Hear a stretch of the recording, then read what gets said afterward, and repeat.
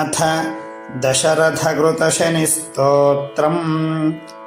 नमः कृष्णाय नीलाय शिखिखण्डनिभाय च नमो नीलमधुकाय नीलोत्पलनिभाय च नमो निर्मांसदेहाय दीर्घश्रुतिजटाय च नमो विशालनेत्राय शुष्कोदरभयानक नमः पौरुषगात्राय स्थूलरोमाय ते नमः नमो नित्यं क्षुधार्ताय नित्यतृप्ताय ते नमः नमो घोराय रौद्राय भीषणाय कराळिने नमो दीर्घाय शुष्काय कालदंष्ट्रनमोऽस्तु ते नमस्ते घोररूपाय दुर्निरीक्ष्याय ते नमः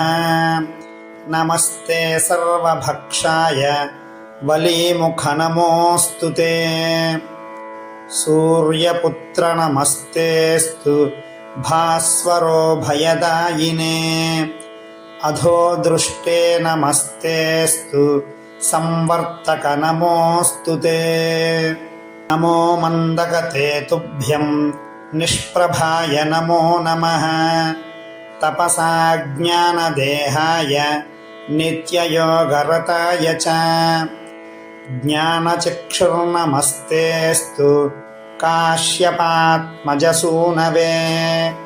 तुष्टो ददासि राज्यं त्वं क्रुद्धो हरसि तत्क्षणात् देवासुरमनुष्याश्च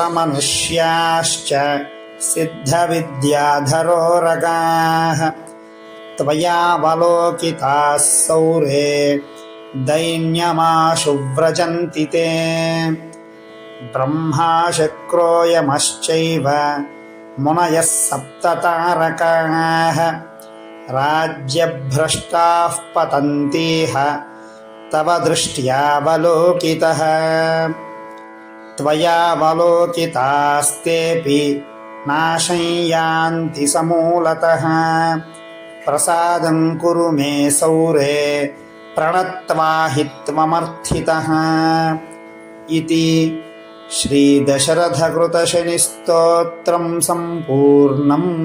వీడియో నచ్చితే లైక్ చేయండి, షేర్ చేయండి, సబ్స్క్రైబ్ చేయండి. Thank you all.